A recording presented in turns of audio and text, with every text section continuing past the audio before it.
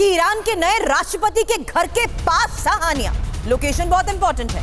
सिर्फ 150 मीटर दूरी पर हानिया की हत्या को जिस तरीके से अंजाम दिया गया है, उसकी इनसाइड स्टोरी अब आपके सामने होगी।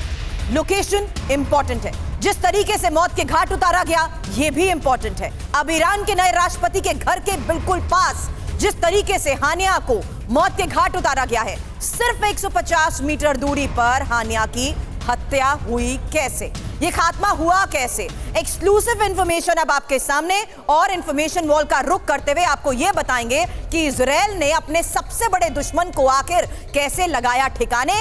इस्माइल हानिया के खात्मे की कई थ्योरीज तो सामने आ चुकी हैं, उसमें ऑपरेशन हानिया के लिए सही वक्त, सही लोकेशन का भी इंतजार कैसे हुआ, सवाल करूंगी इस बारे में सुमित चौधरी और मनीष झा से। मेरे दो सहयोगी स्टूडियो में मेरे साथ हैं, आप दोनों मेरे को इंफॉर्मेशन वॉल पर जल्द ज्वाइन करिए। एक क्विक रिस्पांस और एक क्विक रिएक्शन आप दोनों से चाहूंगी, क्योंकि तेहरान में हानिया के ठिकाने पर मिसाइल हमला हुआ। ये मिसाइल कहां से चली, किस तरीके से पूरी प्लानिंग हुई? मनीष, इंफॉर्मेशन आपसे चाहूंगी।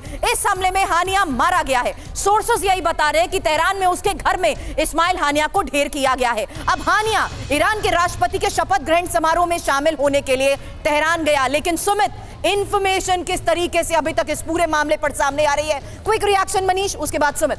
मनीष। बिल्कुल, देखिए इस वक्त हमारे दर्शक ये मैप देख रहे हैं, देखिए कहां है इजराइल और कहां है ईरान, ये तेहरान।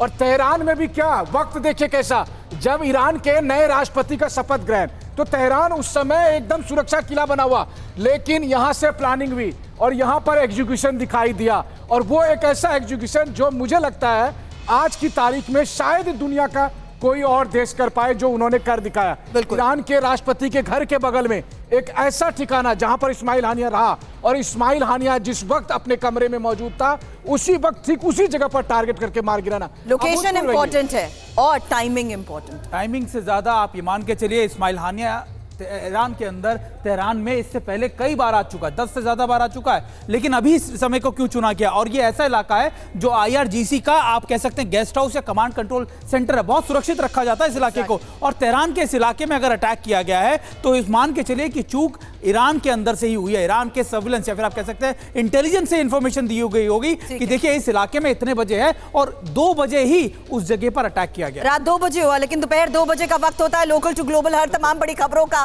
रविंदर सर और शैलेंद्र सर भी हमारे साथ हैं।